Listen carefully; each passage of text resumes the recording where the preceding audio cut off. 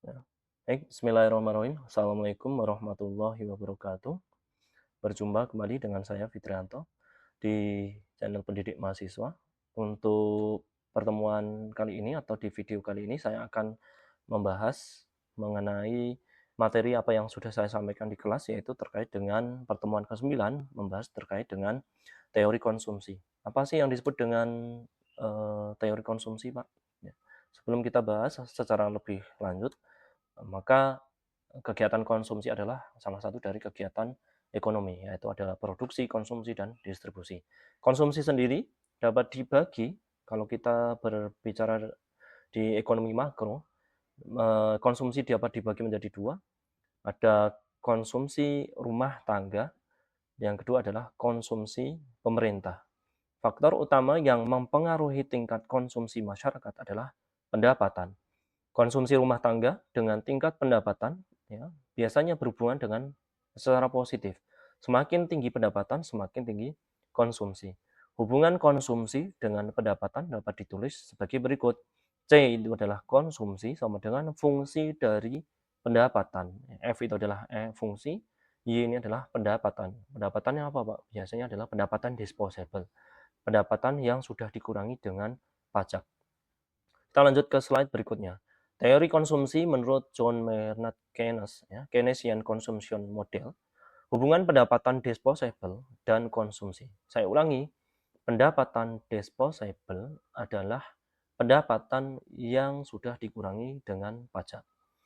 Keynes berpendapat bahwa konsumsi saat ini, current consumption, sangat dipengaruhi oleh pendapatan disposable atau current disposable income.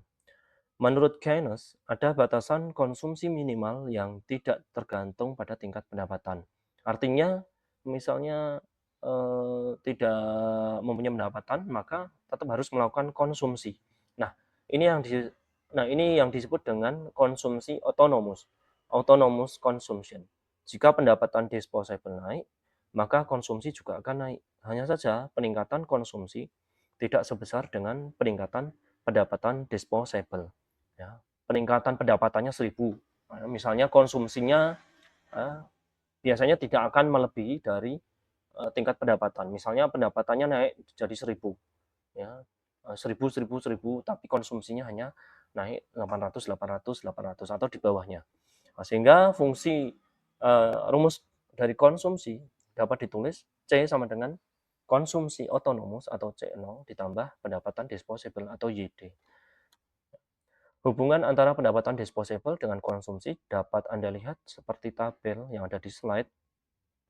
Misal pendapatan disposable atau dapat ditulis dengan YD, ya, ada 0, 1.000, 2.000, 3.000, 4.000, dan 5.000. Pengeluaran konsumsi atau C ada 200, 1.000, 1.800, 2.600, 3.400, dan 4.200. Ketika pendapatannya 0, konsumsinya tetap harus jalan ya, 200, meskipun tidak ada penghasilan. Ya, keterangan pendapatan 0, konsumsi 200. Ini yang disebut dengan konsumsi minimal atau konsumsi autonomous. Pendapatan naik menjadi 1.000, 2.000, 3.000, dan seterusnya. Ini konsumsinya juga akan naik ya. Konsumsinya Anda lihat di sini, pendapatannya naik-naik, konsumsinya dari 200 jadi 1.000.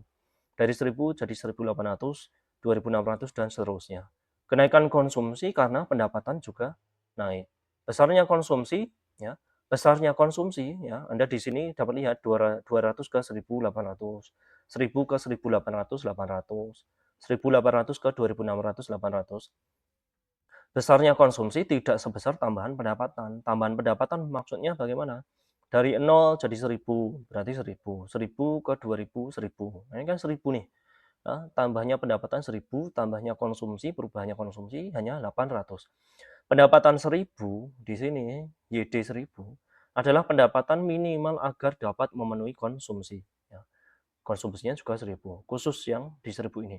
Misalnya kalau kita contohkan dalam kehidupan sehari-hari adalah upah minimum regional atau upah minimum provinsi. Jadi pendapatan 1.000, konsumsinya juga 1.000. Jadi menentukan UMP, UMK itu biasanya juga memperhatikan faktor biaya hidup yang terkait dengan konsumsi dari suatu daerah.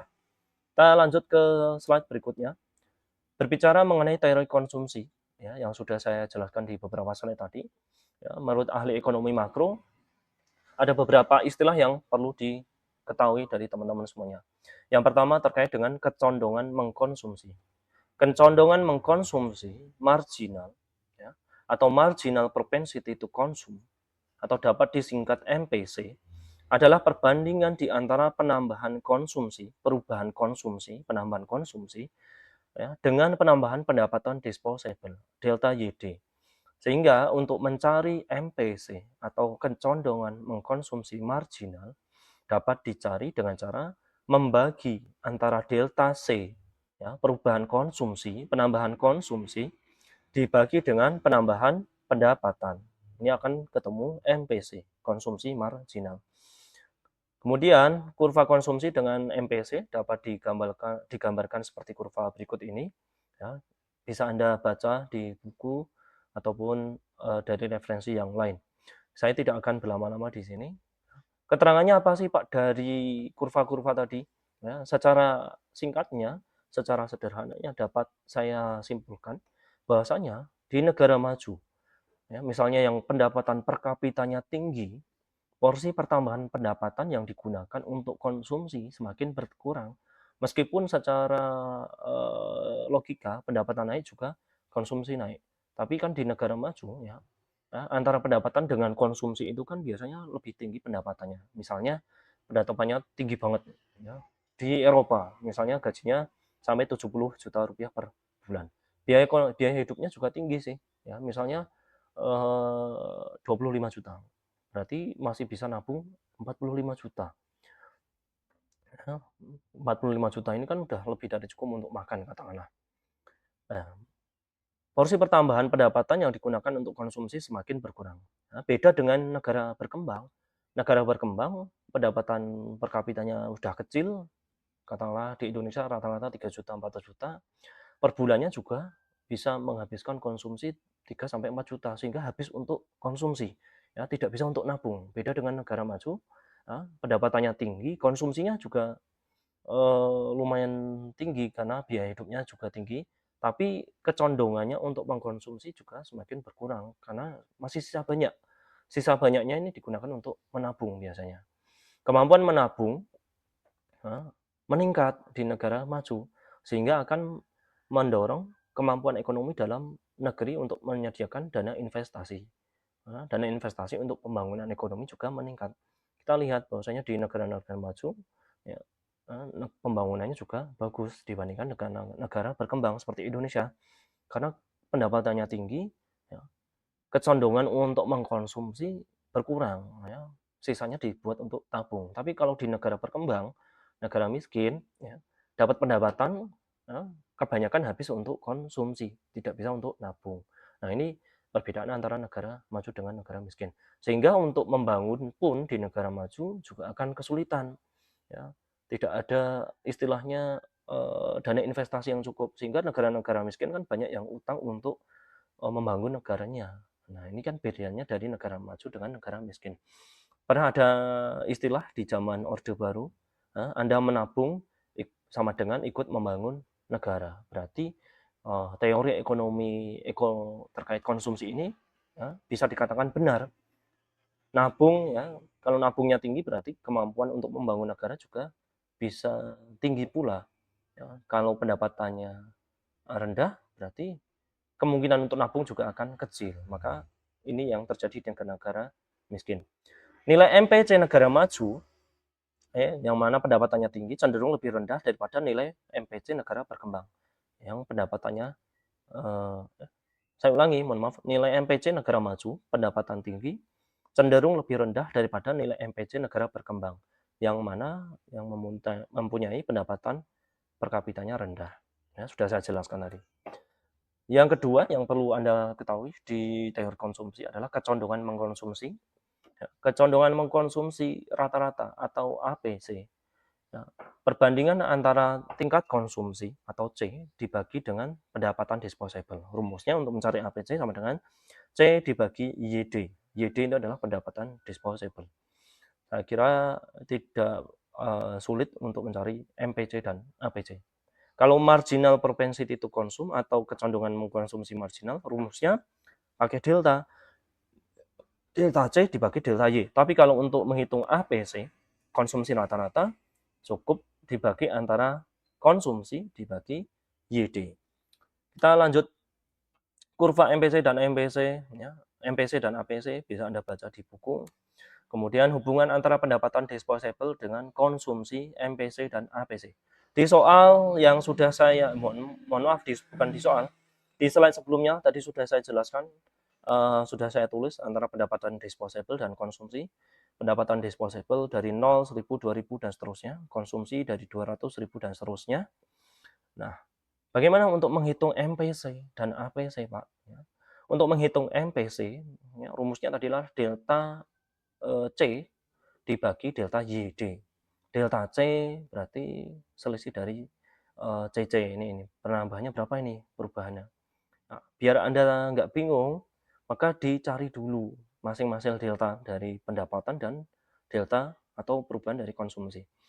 Delta pendapatan disposable atau delta YD. Ya. Di sini bisa dituliskan penambahannya, katakanlah kita mulainya dari baris kedua. 0 ke 1000, 1000. 1000 ke 2000, 1000. 2000 ke 3000, 1000. Maka perubahan dari pendapatan disposable atau pendapatan delta YD-nya ini 1000, 1000, 1000, dan 1000. Mulai baris kedua. Ya, kemudian untuk delta C-nya atau delta konsumsi atau perubahan konsumsinya, bagaimana Pak? Ya, kita mulainya juga dari baris kedua. 200 ke 1800. 1000 ke 1800. Naiknya juga 800. Ya, 1800 ke 2600 naiknya juga atau perubahannya 800. Sehingga ya, delta C-nya di sini adalah selisihnya penambahnya 800 800. Ingat ya, setelah mencari delta YD dan delta C, Anda lebih gampang untuk mencari MPC dan MPC. Ya. MPC atau kecenderungan mengkonsumsi marginal rumusnya adalah delta C. Delta C itu adalah perubahan konsumsi atau delta konsumsi ini atau perubahan konsumsi di sini kan 800 800 semua. Delta konsumsi dibagi delta YD, perubahan pendapatan disposable. Perubahan pendapatan disposable di sini adalah 1000 semua. Mulai dari baris kedua, maka 800 dibagi 1000 kan sama ini. Maka hasilnya 0,8 semua. 0,8 untuk nilai dari MPC, baik dari atas maupun ke bawah mulai baris kedua. Sedangkan untuk APC bagaimana Pak? APC rumusnya gampang, ya, tanpa mencari delta, tanpa pakai delta. Berarti APC, C dibagi YD. Ya. 200 dibagi 0 tak terhingga, ya, ditulis coret mulai dari baris kedua. 1000 dibagi 1000, 1. 1800 bagi 2000, ya, 0,9. Ya. Kemudian 2600 bagi 3000, ya, 0,87, dan seterusnya. Nah, ini adalah untuk mencari MPC dan APC. Nah, di teori konsumsi selanjutnya, ya, selain MPC dan APC, maka ada istilah lain nanti yang akan kita pelajari. Kemudian bagaimana hubungan konsumsi dengan tabungan? Pendapatan disposable yang diterima rumah tangga sebagian besar digunakan untuk konsumsi, sisanya untuk ditabung. Sehingga dapat dibuat persamaan, ya, pendapatan disposable atau YD sama dengan konsumsi ditambah saving atau tabungan. Ya. C ini adalah konsumsi, S adalah singkatan dari saving yang berarti tabungan. Kalau semisal untuk mencari S-nya saja Pak, ya, misal pendapatannya sudah diketahui, ya, C-nya sudah diketahui tapi S-nya belum diketahui. Ya, tinggal Anda kurangin saja. Untuk mencari S berarti Y dikurangi C dan seterusnya. Misalnya C-nya bagaimana? Ya, Y dan S-nya diketahui, tapi C-nya belum ada. Berarti kalau untuk mencari C, Y dikurangi S. Nah, gampang. Kita lanjut ke slide berikutnya. Di negara berkembang atau miskin, kemampuan masyarakat untuk menabung sangat rendah. Hal ini dikarenakan di negara berkembang pendapatannya per kapita rendah, maka sebagian besar dari pendapatannya digunakan untuk konsumsi atau mungkin bahkan habis. Bila negara ingin berinvestasi, maka harus pinjam dari negara luar, yaitu adalah negara maju. Dan ini adalah fakta yang kita temui saat ini. Negara Indonesia, pendapatan per kapitanya rendah, kemampuan menabungnya rendah, ya, sehingga dana investasi yang ada di dalam negeri juga rendah, maka untuk membantu pembangunan dalam negeri, maka perlu pinjaman dari negara-negara maju. Ya. Teori konsumsi selanjutnya, tadi ada MPC, ada APC, kecenderungan konsumsi marginal, konsumsi rata-rata. Ya. Selanjutnya kita lanjut dengan kecondongan menabung marginal atau marginal propensity to save atau MPS, merupakan perbandingan antara penambahan tabungan, ya, delta S, dengan penambahan pendapatan disposable atau perubahan dari pendapatan disposable. Rumus mencari MPS sama dengan delta S dibagi delta YD. Delta S adalah penambahan tabungan atau perubahan tabungan dibagi delta YD atau perubahan atau penambahan pendapatan disposable. Jadi kalau teman-teman menemui soal yang ada kaitannya dengan marginal-marginal, biasanya ada kaitannya dengan, untuk mencarinya ya, ada kaitannya dengan delta ya, delta mesti ada. Nah, tadi ada MPC, rumusnya delta C per delta Y. Ini ada MPS, rumusnya delta S dibagi delta YD. Selanjutnya, tadi ada MPS, sekarang ada APS, kecondongan menabung rata-rata. Average propensity to save atau APS, perbandingan antara tabungan ya, tanpa delta, hanya S saja, dengan tingkat pendapatan disposable dibagi YD. APS sama dengan S per YD atau Y. Ya, dari soal atau kasus di slide-slide sebelumnya ya, terkait dengan pendapatan disposable dan konsumsi, ya, maka tadi sudah dicari MPC dan APC. Ya. Katakanlah di sini ada tambahan ya, tabungan. Ya. Tabungan, untuk mencari tabungan bagaimana Pak? Misalnya di tabungan di sini kolomnya masih kosong, belum ada angkanya. Nah, ingat rumus untuk mencari tabungan adalah ya, Y dikurangi C. Ya. Atau di persamaan di slide-slide sebelumnya adalah Y sama dengan C plus S. Ya. Berarti kalau untuk mencari S, S-nya belum diketahui, yang sudah diketahui katakanlah pendapatan dan konsumsi, untuk mencari S katakanlah di sini masih kosong ya. Nah, Anda tinggal kurangi saja. Ya, untuk mencari S, Y dikurangi C. 0 dikurangi 200, min 200. 1000 kurangi 1000, 0. 2000 kurangi 1800, 200. 3000 dikurangi 2600, 400. 4000 dikurangi 3400, 600. 5000 dikurangi 4200, 800, dan seterusnya. Maka akan ketemu tabungan atau S. Pendapatan disposable, deltanya tadi sudah dicari di slide sebelumnya. Delta konsumsi atau delta C tadi juga sudah dicari ya. 800 di sini 1000. Nah, untuk mencari MPS ataupun APS ya, khusus yang MPS kan harus pakai delta S. Delta S itu adalah delta saving. Delta saving adalah delta tabungan, perubahan tabungan. Berarti harus ada tambahnya. Biar hitungannya mudah, Anda nyari delta S-nya dulu. Delta tabungan di sini berarti selisih dari tabungan. Katakanlah mulai dari baris kedua. Min 200 ke 0 itu adalah, ya, Anda jangan melihat negatifnya di sini. Ya, perubahannya berarti 200. 0 ke 200 berarti 200. 200 ke 400, 200, dan seterusnya. Ini kan perubahannya 200, 200 semuanya. Delta S-nya sudah ketemu, MPC, APC tadi sudah dihitung. Kemudian tinggal Anda menghitung MPS dan APS. MPS rumusnya adalah delta S, ya, delta tabungan dibagi delta pendapatan. Delta tabungannya mulai dari baris kedua katakanlah 200 dibagi ya, dibagi dengan delta pendapatan ya. Delta pendapatan. Ya, saya ulangi, untuk MPS rumusnya adalah delta S atau delta tabungan ya, di sini 200 dibagi delta pendapatan disposable atau delta Y. 200 bagi 1000 ya. Ya. Di sini kan 200 semua, di sini 1000. Berarti cukup Anda hitung sekali saja biar cepat.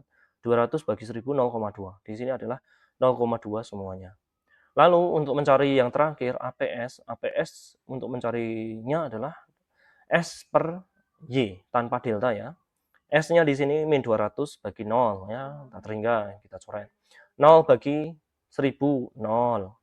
Kemudian 200 bagi 2000, 0,1. Kemudian 400 bagi 3000, ya, 0,13 dan seterusnya. Nah, ini untuk mencari MPS dan APS maupun MPC dan APC ya. Saya ingatkan kepada teman-teman biar hitungannya tidak salah ya. Delta-delta ini dicari dulu ya. Delta Y atau delta pendapatan, delta C, delta tabungan ya, dicari dulu biar hitungannya tidak keliru nantinya. Untuk selanjutnya, biar memastikan garapan Anda, kerjaan Anda itu yakin benar, maka dapat dipastikan benar bagaimana Pak? Biar benar ya. Kita lihat setelahnya, kesimpulannya adalah jika nilai MPC dan MPS Anda jumlah dari kerjaan yang sudah Anda kerjakan, itu jumlahnya 1 atau mendekati 1, 0,99 itu sudah dianggap 1, atau APC plus APS itu adalah sama dengan 1 atau mendekati 1, bisa dikatakan jawaban Anda insya Allah benar. Kita buktikan apa benar MPC plus MPS 1 atau APC plus APS 1. Ya, kita masuk kembali lagi ke slide berikutnya. MPC plus MPS ya, yang ada angkanya di sini. 0,8 tambah 0,2 ya, sama dengan 1. 0,8 tambah 0,2 1. Kemudian APC plus APS sama dengan 1. 1 ditambah 0, 1. 0,90 ditambah 0,10 atau 0,1 sama dengan 1. 0,87 ditambah 0,13 sama dengan 1. Nah, ini sudah bisa dikatakan benar insya Allah untuk kerjaan Anda. Jadi untuk mengecek kerjaan di materi perhitungan teori konsumsi, Anda tambahkan MPC plus MPS harus 1, APC plus APS jawabannya harus 1. Kalau sudah 1, insya Allah jawabannya benar. Baik, terima kasih dari teman-teman semuanya. Kita cukupkan untuk materi teori konsumsi di pertemuan atau di video kali ini. Kita lanjut di video berikutnya atau video selanjutnya di pertemuan yang akan datang dengan materi yang terbaru. Terima kasih atas perhatiannya, semoga bermanfaat. Jangan lupa untuk terus belajar, belajar, dan belajar. Nah, terima kasih semuanya. Assalamualaikum warahmatullahi wabarakatuh.